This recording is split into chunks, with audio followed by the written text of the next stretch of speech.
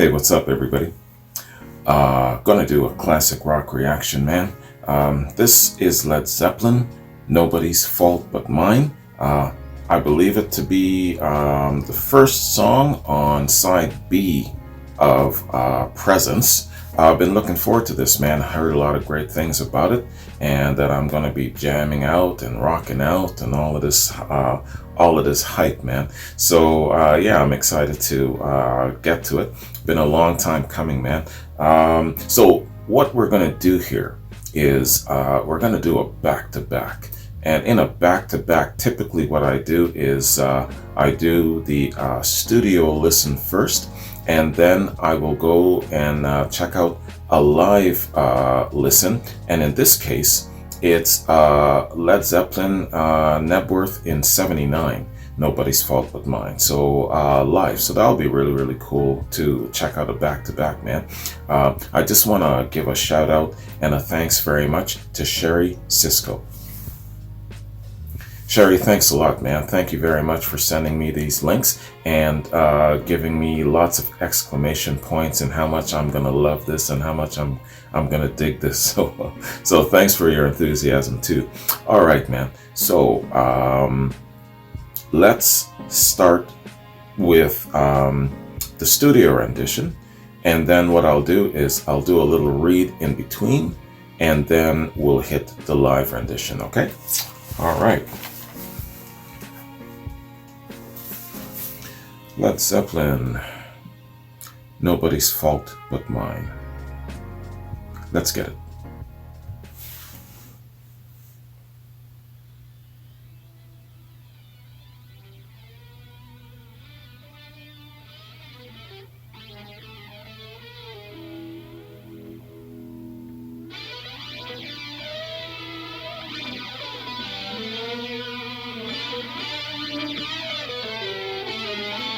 Is he scratching the guitar again?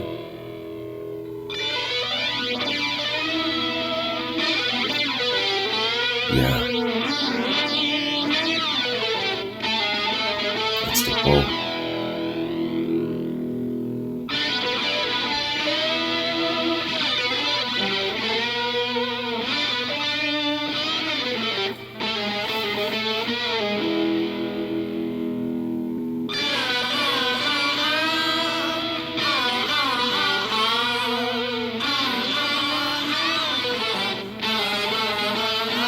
Call and response.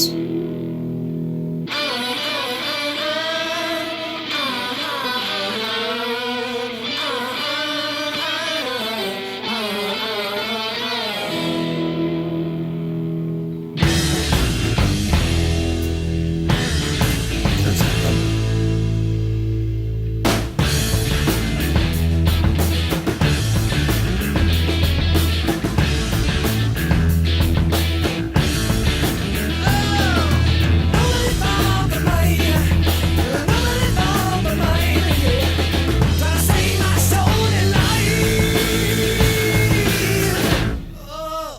Nobody's fault but mine.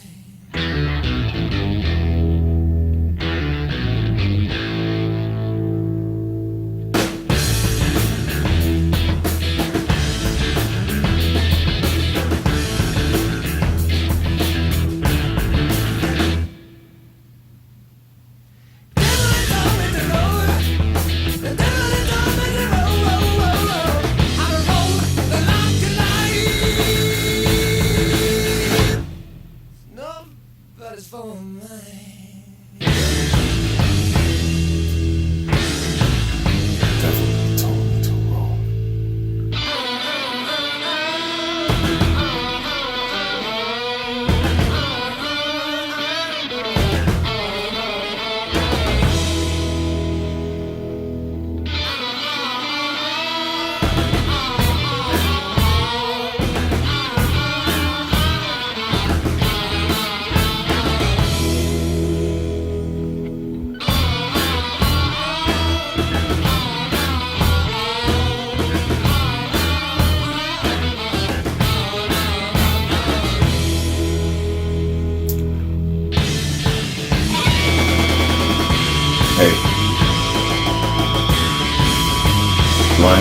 Johnson. This is an old gospel tune.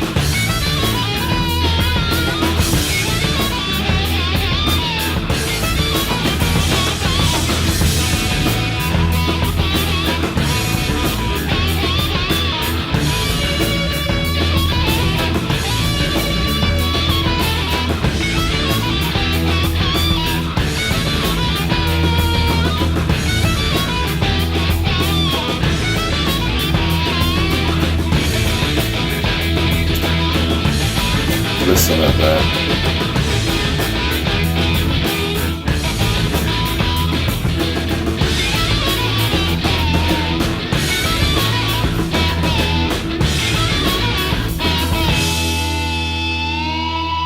That was awesome.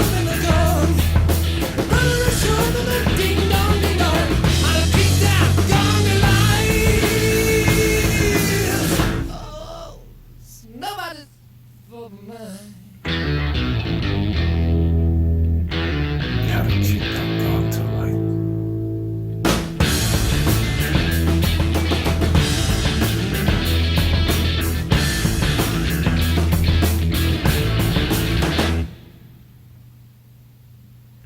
Monkey on my back. Monkey on my back. Gonna drink my way to life. Nobody's fault but mine. Gonna change my list tonight.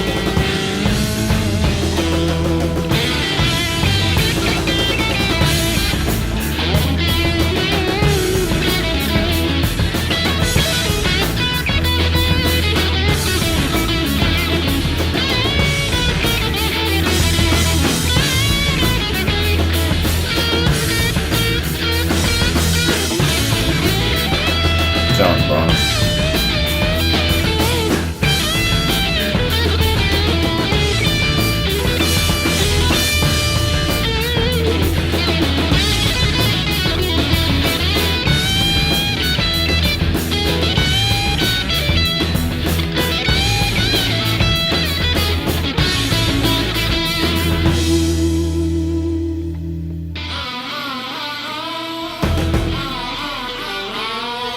More call and response.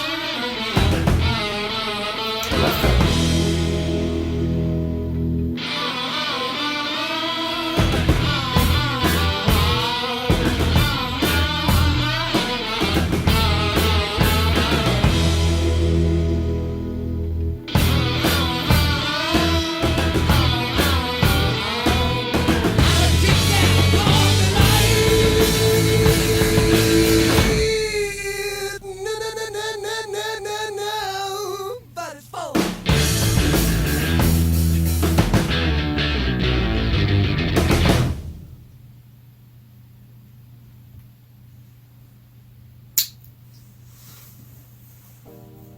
Wow.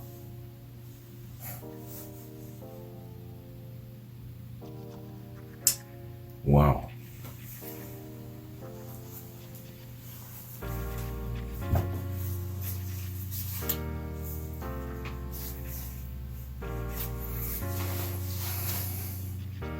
Wow. Yo, man.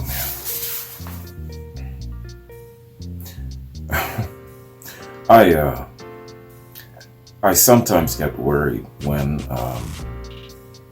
a lot of you really get me all excited and hyped for a Zeppelin song.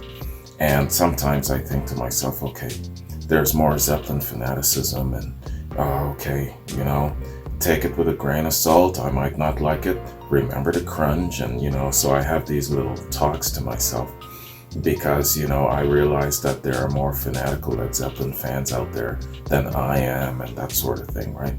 But damn. I got a lot of things to share with you about this, man. First off, this is an old Blind Willie Johnson tune, or based on. It's an old gospel tune going back, is it 27 or 29? No, No, the levee broke in 29. So this was in 27. And I don't know why I didn't make the connection, why I didn't assume it, why it didn't enter into my mind. And because, I say this only because in my time of dying, on their physical graffiti, they based that off of another Blind Willie Johnson's gospel track, Jesus Gonna Make Up My Dying Bed. And so I don't know why I didn't make that connection right away, because I knew weeks in advance that this song was coming. And I just didn't make that connection. I just thought that it was just something new from Led Zeppelin, but I didn't stop to think that it was going to be like a remake. But yo, man. And you know what's tripping me out? Over the holiday season, when I spent a little bit of time with my pops, I was listening to the Blind Willie Johnson version in the background.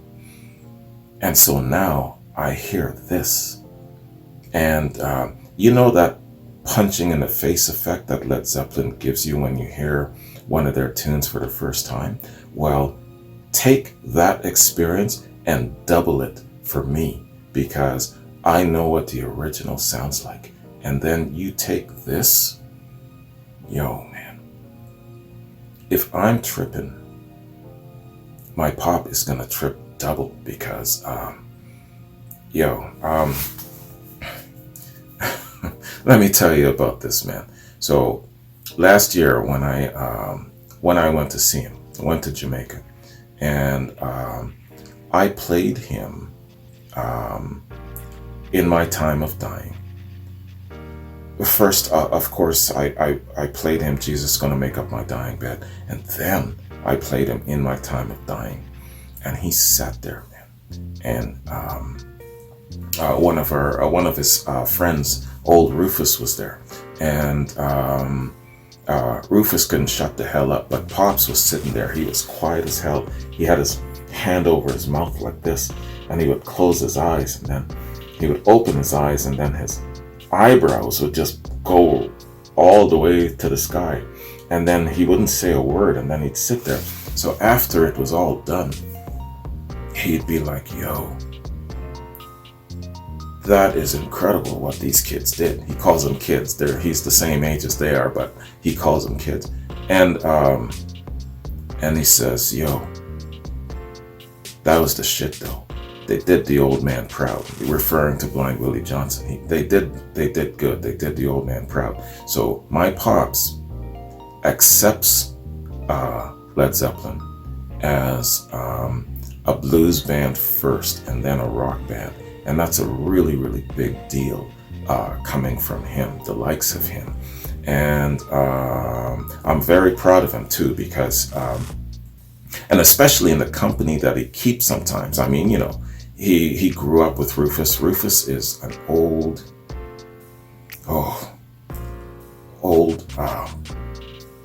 from an old age. And he's that kind of black man who believes that blacks should not mix with white, and this and this and this, and he will tell you what his opinion is without you asking for it. He's one of those kind of fixtures in your life that you can't shake.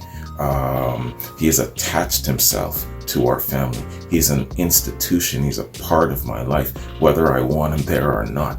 And so weird about Rufus too, man, because he'll say stuff like, oh yeah,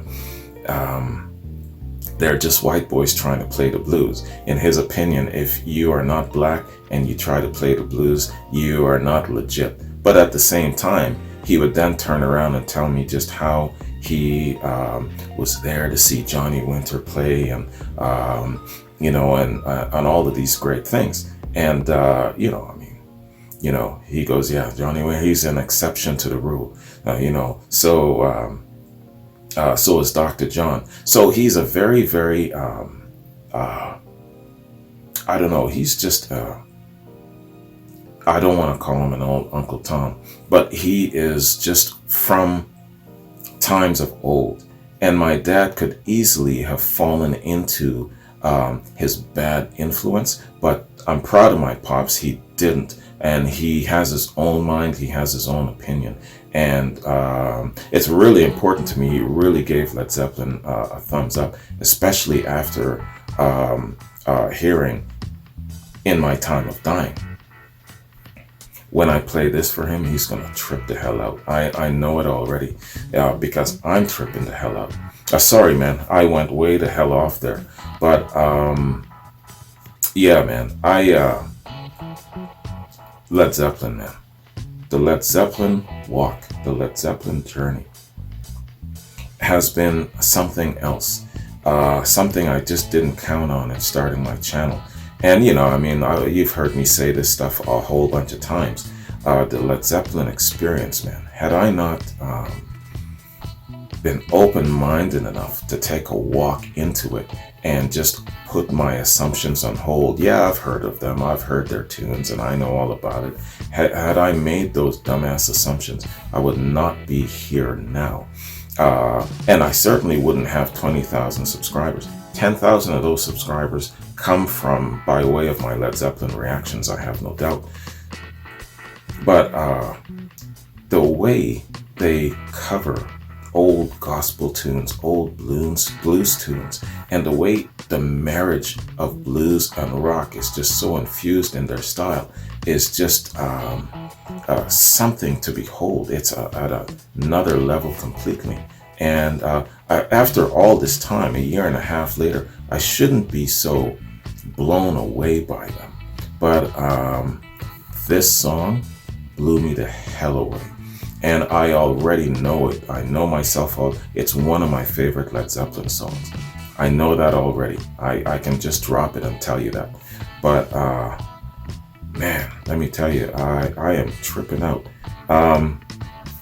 See, for me, with music, it's great in many ways. Of course, it builds bridges, it mends fences, it brings back memories and things like that. Speaking of that, you know, when I was listening to Led Zeppelin again, their cover of Bring It On Home took me way back to a memory that I forgot about.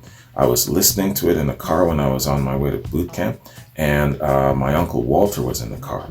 And it was the last time that I saw my Uncle Walter alive. I went away, heard that he had passed. All of that stuff was buried until I listened to Led Zeppelin's Bring It On Home. And all of that came back to me. You should see that reaction. I couldn't contain it. I just lost it there. And, you know, so music, especially this Led Zeppelin trip that I've been on, has really been a walk into the past, not just my personal past, but the past of the era of music, the creativity of music, that Renaissance era of creativity when these great artists just rose with rock and roll and just took it and ran with it. And yo, man, it's just a fantastic time, and it's great to be able to take a walk back in time and kind of get a feel for it. You know, so in doing these reactions, now I'm addressing friends here. In doing these reactions, some of my friends still don't understand what I'm doing. Why? Let's go back to Rufus, my dad's old friend. You know, when he first heard what I was doing, you know, he was one of the first people that said, "Oh, what the hell are you doing that for? You're black. You know, rock and roll is white people's music," and all of this sort of stupidness, right? And so for me, the walk into rock and roll isn't just a matter of just sitting here and listening to it and saying something like, "Yo, man, that was dope. See you in my next reaction." What the hell is that? No, it's going back in time, going back to the time, the atmosphere, what they were feeling, why they were inspired to create, of all the songs to cover and retouch and remaster, why this one. So all of those things, you learn so much through music, history, the environment, the atmosphere, all of these things. It's a great infusion, and it just adds great essence, depth, and meaning to your life more so. So it's hard to explain this to friends when they're trying to understand why I do reaction channel. but it's been that for me. The last year and a half, my life has greatly been enhanced, taking a walk into rock and roll. Yeah, hey, it doesn't have to mean so much to everybody who does a reaction channel, but I'm just saying for me on a personal basis, it means a tremendous amount. And I have taken portioned time off to make sure that I have the time to do these reactions. It's that important. It represents a generation of people. And, it's such a big, colossal part of our social structure, our Western culture, that it just, it can't be ignored. Whether, of course, I wasn't brought up on the genre, but it's just such a big, it's like parking your dinghy next to a Titanic and not ever wanting to go on board and explore. That's insane. So that is what rock and roll represents to me. And let me tell you, man, the Led Zeppelin experience, it's a very, very big cornerstone of that exploration, and it's been very, very gratifying. That's all I'm trying to say. Went way the hell off, man. So let's get back on point. Sorry, I don't mean to sound like I'm preaching. You guys are probably thinking, damn, am I checking out a reaction or am I in church? I'm gonna hear about it. Anyway, that's all right, man. Hey, let's do a quick read. Get a background on this song. And forgive my testimonial there. Yeah, I'm just basically just voicing how much this song, Led Zeppelin, and just the ability to actually do reactions means to me. That's it. That's all. Right? I could have just said that. Anyway, so yeah, let me go to my yeah, there we go. Wikipedia.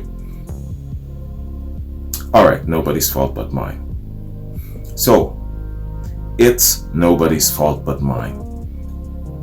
That's the gospel blues original. It's nobody's fault but mine, or nobody's fault but mine, is a song first recorded by gospel blues artist Blind Willie Johnson in 1927. 27, I was right. It's a solo performance with Johnson singing and playing slide guitar. The song has been interpreted and recorded by numerous musicians in a variety of styles, including Led Zeppelin on their 1976 album Presence. Led Zeppelin developed and recorded the song during the difficult period they faced after Plant's 1975 auto accident in Rhodes. The incident left him in serious injuries to his ankle and leg, and there was fear that he might not recover completely. The group recorded Presence in November of '75 at the Musicland Studios in Munich, Germany, while Plant was largely confined to a wheelchair. Nobody's Fault But Mine follows a call and response structure with Page's updated slide guitar adaptation. Page triple-tracked his guitar intro, playing one guitar an octave higher than the others and using a phaser. Plant adds a blues-style harmonica solo mid-song. So going back to Page here, so was he not scratching his guitar with that bow in the beginning?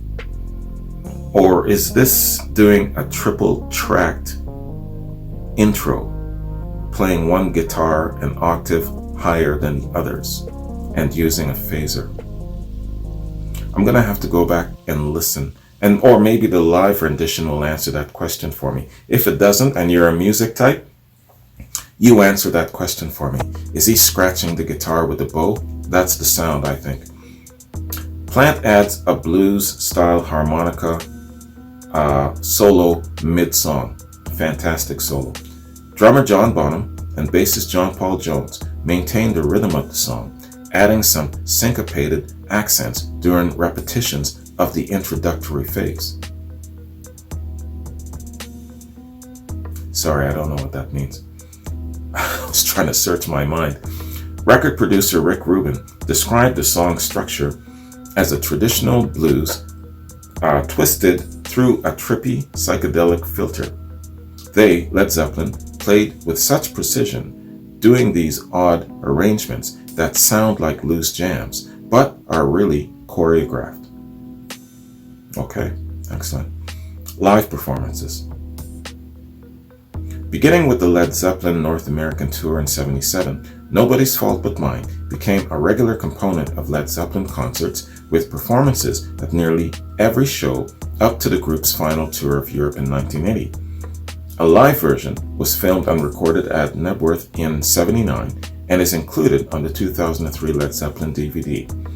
Their performance of the song with Jason Bonham at the Ahmet Ertegun tribute concert at the O2 Arena in London, December 10th of 2007, was released in 2012 on the concert film Celebration Day.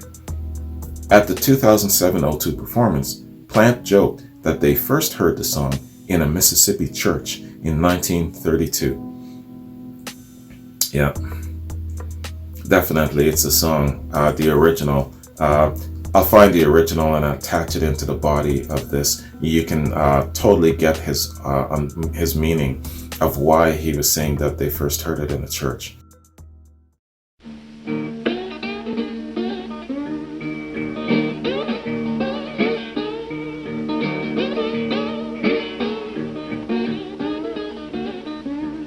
And nobody's fault but mine. Nobody's fault but mine.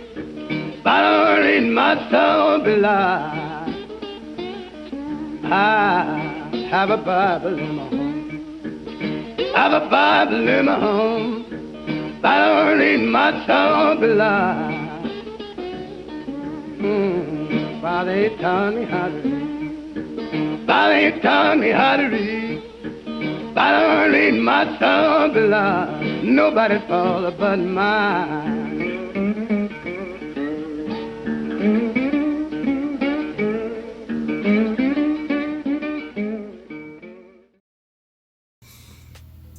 Reception. Let's read reception. In a contemporary review for Presence, Stephen Davis of Rolling Stone described Nobody's Fault But Mine as a strong song showcasing an example of fine rock on Presence. In a retrospective review of Presence, Andrew Duskus of Pop Matters gave Nobody's Fault But Mine a positive review, describing the track as a behemoth made from bone-crunching bass lines, a maniacal harmonica solo, and its memorable call and response structure. Yeah, man, there's just so many elements that made this song so fantastic. Definitely the call and response structure was a great highlight there, man. Fantastic song, and had every single thing you'd want in a Led Zeppelin song. Reviewing the track in detail, Duskus stated it serves as a paradigm for the state of the band's reputation, as well as the album Presence. It's a heavy blues rock track that, like an avalanche, grinds down everything in its path. Wow, it's a great way to express it and explain it. In another retrospective review for the issue of Presence, Mark Richardson of Pitchfork gave Nobody's Fault But Mine a positive review, praising John Paul Jones's bass syncs with John Bonham's kick drum patterns. Richardson further described the song as a stop-start masterpiece. Absolutely, excellent. Yeah, the rhythm section in this was just masterful, man, just on point there. I challenge any one of you to find me a better rhythm section. I'm not talking about a compatible, just as good. I want a better rhythm section than the Two Johns. I challenge you. A year and a half later, I still got this open challenge out. All right, no quarter version. In '94, Jimmy Page and Robert Plant recorded an acoustic arrangement of Nobody's Fault But Mine. It was released on their No Quarter album that featured their interpretations of Led Zeppelin songs using different instrumentation and backing musicians. Their new arrangement also includes the Got a Bible in My Home line from Blind Willie Johnson's 1927 original. Fantastic, I gotta look for that. Okay, so that is Wikipedia song fact info on this fantastic song, man. Both the original and this incredible cover. And I gotta play it for my dad, man. I gotta play it for my dad. And I'm gonna make sure that Rufus is nowhere around, because he's just gonna be an irritation. Rufus is one of those people. Here's how I describe him. I bet every single one of us have a friend or a close family member, or whatever the case may be, that attaches themselves to your family, to your life. Whenever I go for family reunions, get-togethers, whatever the case is, he's there. You know what I'm saying? Whether I want him to be or not. He doesn't represent a lot of what I hold dear or feel about equality of the masses and all of these different sorts of things, because he's from a different generation and he's still very, very prejudiced in his old ways. And you know, in his 80s now, you're not going to change him, but he's just one of those kind of people. And you know, going back to this song and listening to it, and how he talks about it and all of this sort of thing, it just sometimes it's an annoyance, you know, having this kind of person in your life. Do you know what I'm talking about? Do you have somebody like that? They're a fixture in your life, and you won't be able to shake them no matter what you do.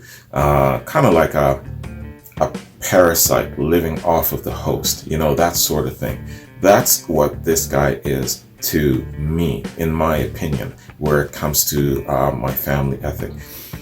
And if he sees this reaction, he's just going to laugh it off anyway, you know, oh, that boy is so silly, that sort of thing. But, you know, hey, that's the way he is. And do you remember when Obama had to make that speech to kind of pave over some of the damage done by his pastor? You remember that? When he was presidential candidate, he basically ignored it as long as he can, and then he had to address it. And I remember him saying, I can no more deny him. He's a part of me. He's a part of my life. I can't deny him any more than I can deny my prejudiced white grandmother, who has done so much for me, but at the same time, she'll tell me things about how she feels about black people that would make me cringe. Do you remember that Obama speech? So Rufus is a fixture in my life. He's attached himself to my family. He's part of the family dynamic that I cannot shake. And even though I don't like his presence, it's just, I don't know, a necessary evil. Let me know if you've got friends and family like that. I'm sure that a lot of you can relate to that. And if you have black friends, let me know if you've got an old, rude Uncle Tom like that around. That'll be very, very interesting. You know, you don't have to be black. You probably maybe have black friends that have an old grandfather or somebody like that. Let me know. Enlighten me. That'll be really, really interesting and entertaining. Anyways, man, hey, I'll get off of the Rufus trip, and let's check out our second rendition, our live rendition of this man. And it's live at Nebworth in '79.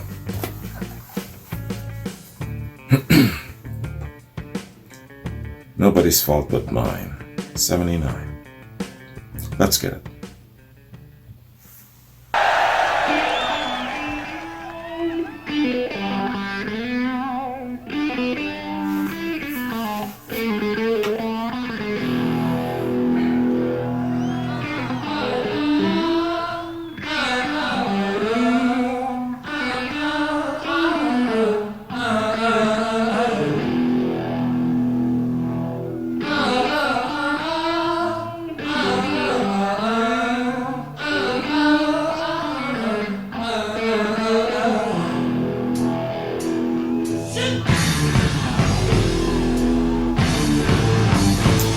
It's the thunder.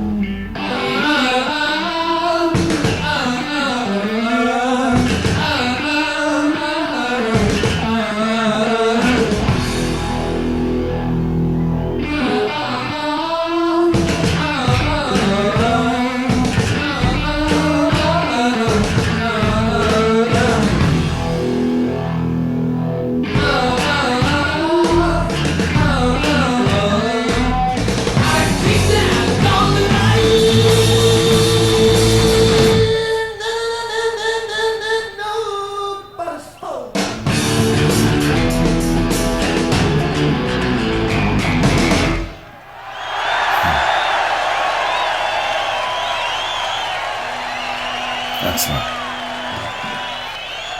So, 4 years after the album came out, Thank you very much. Come. This next song is a song that we should really dedicate to you guys, girls and guys and things who've come so far. It's a long, long way to Nebworth from wherever you come. It's called Over the Hills and Far Away. Okay. They were going to get into Over the Hills and Far Away. Eventually, I got to do the entire Nebworth live reaction thing, man. Excellent. So, 79. So obviously this is after he had recovered, and he was well enough to be able to walk again and perform again. Yeah, because I know that I'm pretty sure it was 75 when Presence came out, and at that point he was in a wheelchair. Yeah, 75. No, hold on, sorry. It came out in 76. And the accident was in 75. Okay, so probably a year later or maybe some time later, they were then in the studio recording it in 75 for a 76 release. Okay, yeah, so just a few short years later at Nebworth. Yeah, great recovery, man. Yeah, could you imagine if we had lost Plant at that point? He wasn't able to recover. He wasn't able to sing and perform. We would have missed out on quite a number of albums there. What was it now? Presence, In Through the Outdoor.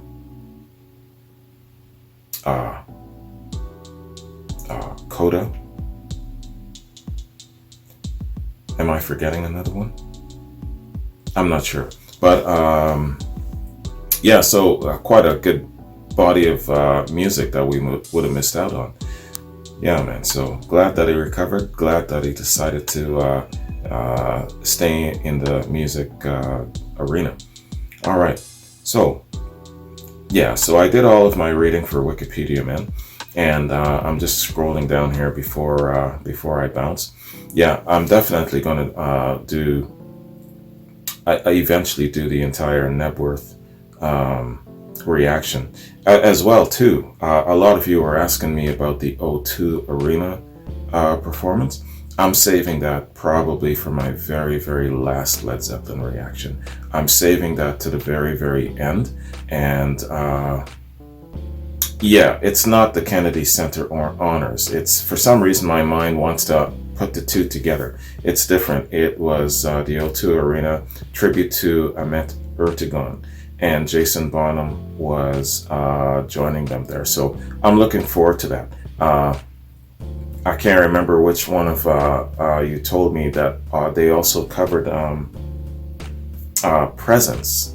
And it was Tammy Parrish Miller. Tammy told me that they had covered Presence in that performance. So I'm really looking forward to that. But it's going to be a little while coming. So just so you guys know, quite often I get that question, hey man, when are you going to get to that O2 performance? I'm saving that to the very end. In fact, I don't think that I've actually completed my Song Remains the Same in total. So I got a lot to do. Anyways, hey man, just scrolling down here. I've kept you guys long enough. I know this reaction's probably going to be over an hour with all the talking I did. So what I'm going to do, man, is I'm going to hit my complimentary quads and get those done. I got quads coming up for Charles, Nick, John, Elaine. I mentioned Tammy, Jeff, Rob. Got a quad for you coming up. I'm going to do my Patreon exclusive. On my exclusives, I'll probably focus a touch more on my Pink Floyd, the 1971 Pompeii, and try and finish that off. I know I've got to get back on the horse where it comes to my Deep Purple full album reactions. And forgive me, I can't remember the name of the album before Burn. So I've got to hit that album first and then Burn. My Black Sabbath full album reactions, I know that I've finished the Ozzy years, so I gotta get on to the Dio years. And of course, this being January, CCR is the Artist of the Month. So I'm on to their 5th studio album in a day or so. So lots coming up, man.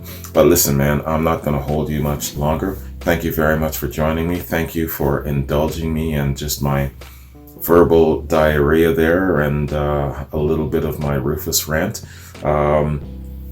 Every time I go home, he's there, he gets under my skin, and it takes me a while to kind of get rid of it. So thanks for helping me air that out. Anyway, what else was I going to say? There was just something else, man. Something else that had to do with Led Zeppelin. Oh, yeah.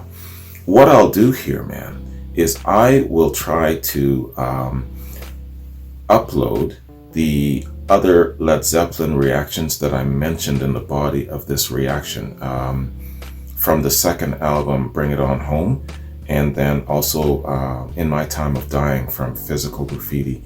More than likely it won't make it onto YouTube.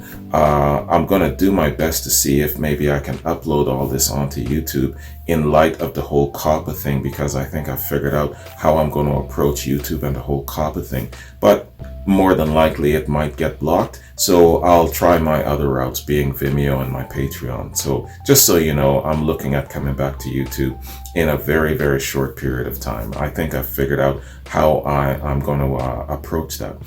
More on that later. I'll kind of send out an official notice of, hey, I'm coming back and this is how I'm going to approach coming back. Anyways, man, thanks for joining me. You take care, and I'll see you in my next Led Zeppelin reaction. Peace.